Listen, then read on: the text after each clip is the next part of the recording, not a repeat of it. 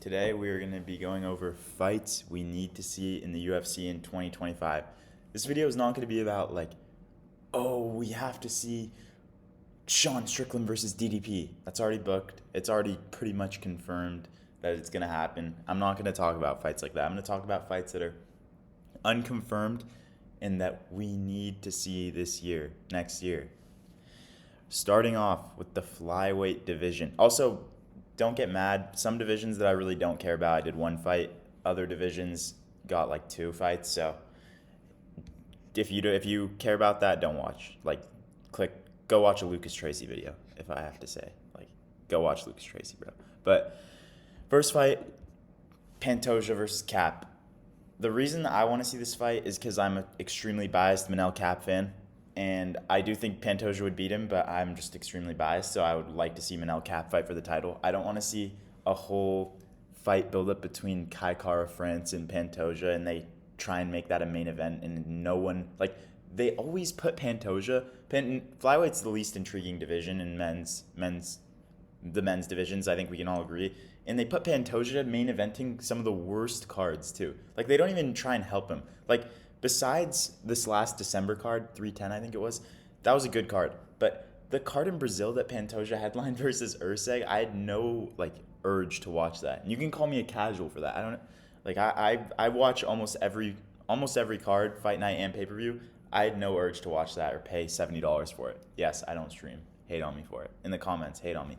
No, but I think Pantoja would win, unfortunately, but I just want to see a Manel Cap build up with Pantoja over a Kai Kara France build-up. Honorable mention for flyweight would be to see Cap take on Kai Kara France. I would love to see that. That could honestly be featured fight, co-main of a pay-per-view, just because of how I know Manel Cap and Kai Kara France, their history, they hate each other. Next fight, I'm skipping to bantamweight because I really don't care about flyweight. Sugar Sean O'Malley should come back and fight Peter Yan in a 5-round co-main event to a pay-per-view. This fight would be a banger. Do I think this will happen? No, I think they're going to just give O'Malley an immediate title shot if Umar wins, especially if Umar wins. I think they're going to rush him in and do Ireland versus Dagestan, even though Sean O'Malley was born in Montana. And what I think will happen is Peter Yan will fight Merab again if he loses, which I think will happen. And if he wins, then he gets a title shot. That's what I could see happening at bantamweight, but I would love to see this fight in a 5-rounder. Maybe if Umar beats O'Malley and Yan, this is a crazy, Yan loses to Merab again, which is very possible. These two fight again, which would be, I think this is one of the most entertaining fights you can make in the UFC. I hope Peter Yan doesn't just lay and pray anymore, though. Call me a casual. That fight was entertaining, but come on, bro. We wanted to see you strike with O'Malley. Next fight at bantamweight, we're giving this new prospect, we're not giving him the O'Malley treatment where he gets to just fight the number one contender. We're going to make him work his way up the ranks slightly faster than a normal contender would, but I'm giving Peyton Talbot Song Yadong. I think this is a banger fight. I think this matchup would be, I think Song Yadong he's one of those guys that doesn't get his flowers. He's very entertaining. A Song Yadong fight, I think Song Yadong is arguably one of the most entertaining guys in the most entertaining division, bantamweight. And I think him versus Peyton Talbot, we can see if Peyton Talbot, I don't think Peyton Talbot's a fraud, but we can see if Peyton Talbot can compete with the top dogs at bantamweight, and I think this would be a banger. Next fight, I have 3 fights at bantamweight, okay. We're going with 2 legends, 2 guys that, honestly, I really don't like one of these guys, and it's the guy that everyone likes. We're going Cejudo Aldo. I'm really not an Aldo fan. I started the sport in 2020, started watching, and I just haven't really, obviously it's nostalgic because he was really good in the 2010s and 2017, 2018, but I don't know. I've never been a fan of Jose Aldo. I think Khabib is above him in the GOAT conversation, which a lot of people, I am a Dagestani glazer, but a lot of people will say, just because Jose Aldo had X amount of title defenses. Yeah, he got chinned in 13 seconds by McGregor. Come on. I don't know. I think Aldo is extremely overrated. I think he's top 10 all time for sure, but I don't know. I think he's overrated. And I'd like to see him fight Cejudo. I think this matchup would be badass. I think Cejudo would get it done. I just think he would hold Aldo against the fence and everyone would hate on Cejudo, and Cejudo would be like, I'm back, guys. I'm back. Give me a top 5 fight. like something in his post-fight presser. But next fight, two undefeated guys at featherweight.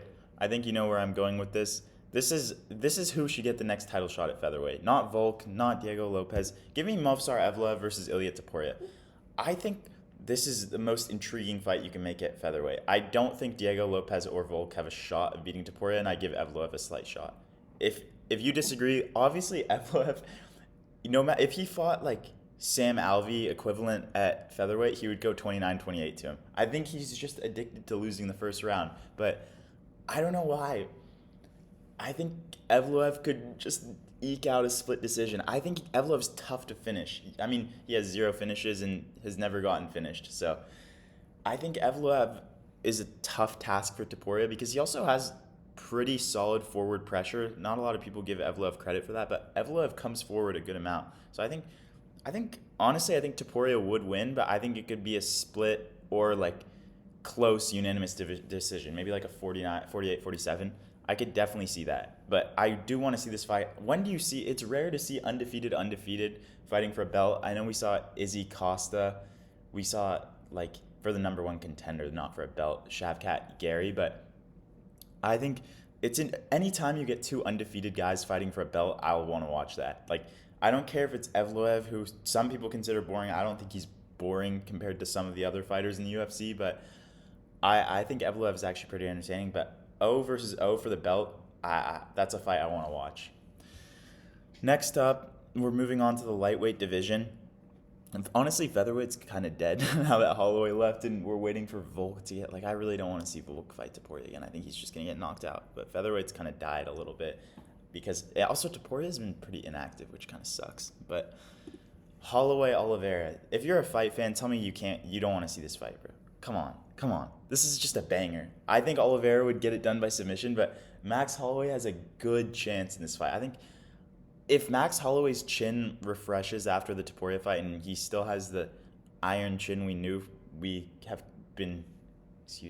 come to know from Max Holloway, I think he has a really good shot in this fight, and I think this should be for who fights Islam next. I don't think Oliveira beating number 7 or 8 ranked Michael Chandler gives him a title shot. I think that's like bullshit if he gets a title shot off of that. And I just recently saw that they put Holloway in the top 5. When I was making this video, they put Holloway at number 5 lightweight in the rankings, which I don't get. He's below Gaethje. Gaethje's still top 3 for some reason, but whatever. But I think this should be for the number 1 contender at lightweight. And I think Dan Hooker should fight either Poirier or Gaethje, which I think Gaethje, they're saying he might fight on Twitter. I don't know. I don't have sources. Twitter said he might fight Gaethje, which would be that. I think that's for who fights the winner of Islam versus the winner of this fight, if you know what I'm saying. Next fight, I think I put this in my fights, like predicting pay-per-views video. And a lot of people are going to say, oh, this guy gets washed. But Paddy the fucking baddie, he's going to beat Michael Chandler. Come on. Chandler is extremely athletic, and if he had an ounce of fight IQ, I think he could be a solidified top 5 lightweight fighter, but he just doesn't. He just doesn't. And I think they're going to give Chandler, like, wish McGregor, and I can just see a McGregor voice tweet after they book it, like, shit-talking this fight. But I really think Paddy has a good shot of winning this. I think Paddy has powerful hands. Chandler's very chinny. We all know Chandler's extremely chinny. It's not a secret. And I think Paddy has damn good grappling. Like, I don't know. I could definitely see this being like a UK pay-per-view. There's no pay-per-view in the UK next year, but maybe a Vegas fight night, or not a fight night, Vegas pay-per-view near the end of the year. They put this as like a co-main event. I really think Paddy has a good shot at this. Okay, one more, or actually this is welterweight, but I've predicted that Shavkat will win the belt. I don't think he's better than Bilal. I just think he's going to somehow submit Bilal. Don't ask me how. I have no reason to think that, but I just think it'll happen. And I'm putting him versus Islam. I want to see this fight near the end of the year. This would be insane. Undefeated versus 1 loss in like how many years in the UFC? 14, 13? This would be crazy. I think also Islam always fights guys. I love Islam. He's one of my favorite fighters. Islam fights guys a lot of the time who are smaller than him. Shavkat's massive. Shavkat's a big welterweight. Like, he's not just tall, he's big. Like, I think this fight would be challenging for Islam, to say the least. He did struggle with Volk in his prime, besides obviously the head kick. But the first fight, he did struggle with Volk, taking down Volk. And Islam, I think there's some holes in his defense. We could see Shavkat taking this, but I think it's going to go to a controversial decision, and I think they give it to Islam. That's my prediction. After this, like, there's really nothing else I would want to talk about at welterweight besides maybe Carlos Prates, but didn't put this in the video. Next fight, my favorite fighter in the UFC, Shara Bullet. After he beats MVP, like, why? I don't understand. I hate fights like that. I want to see Shara Bullet move up the rankings, and he's fighting a welterweight. Like, why? Obviously, it's a fun fight, and maybe they needed some big name for Saudi Arabia because they always book big fights in the Middle East. But I just don't have. It's gonna be a fun fight to watch, but there's no stakes. It's like, if Shara Bullet loses, nice. MVP's the 12th ranked welterweight, and Shara Bullet goes down to like 15th. If Shara Bullet wins, he maybe moves up 2 spots in the rankings for just no reason. He beat a borderline ranked welterweight. I don't understand it. But I want to see. Marvin Vettori's been calling for a fight. I would love to see Shara Bullet just piece up Vettori. I don't know if Vettori gets him down, he has a shot. But Shara Bullet is dangerous off his back. I could just see a fight where I could see a doctor stoppage in this via just like vicious elbows. Like, Marvin Vettori gets him down, and Shara Bullet just rains elbows from the bottom and just cuts him badly above the eye. I could definitely see a doctor stoppage in this fight, but I think Shara Bullet would take this by either decision or doctor stoppage because of Marvin Vettori's just granite chin, titanium chin. I don't think we'd see a finish. But next fight at middleweight, Paulo Costa versus Michel Pereira. Tell me you don't want to see this as like I honestly put this as a featured fight in a pay-per-view, and I wouldn't be mad. I really wouldn't. Like, Costa has solid name value for a UFC fighter, and Michel Pereira, everyone knows him. Like, I tell my friends who are casuals, yeah, remember the guy who does backflips? And they're like, yeah, I want to watch that guy, you know? I think put this on a Brazil pay-per-view card. Maybe if they do Pereira, Ankalaev in Brazil, and like Pantoja versus Cap in Brazil. Tell me that's not a great idea, bro. Put me as a matchmaker, Dana White. That would be insane. And then put Aldo as the featured fight just to respect him, and put this as opening up the main card. That would be crazy, dude. Come on. I think Costa gets it done here, but still, this would just be a very entertaining fight because both guys have good chins. They're just fucking huge ass middleweights. Like, Michel Pereira's not that big, but I just really want to see this fight. Like, tell me if you don't want to see this fight, don't unsubscribe to me and leave the channel, please. Like, we know everyone wants to see this fight. Just book it. I don't care about rankings. I don't care. Michel Pereira doesn't deserve to fight up. Just book it, bro. Okay, next fight. We're going to... These are like probably my 2 least favorite divisions right now. Light heavyweight. I want to see... Obviously, Pereira Ankalaev, I know. I didn't put that in the video because I'm assuming that's just going to get booked. But Khalil Roundtree versus Blachowicz. I think Khalil Roundtree, after his performance against Pereira, does deserve to fight up in the rankings. He showed he does belong with the top echelon of fighters in the light heavyweight division. So I would love to see this. And I think Khalil Roundtree gets it done. I think Blachowicz is old. He's stiff. He's slow. I don't know. I could see Khalil Roundtree getting this done by like hard-fought decision, like close decision. He's not going to dominate if it goes to decision or TKO.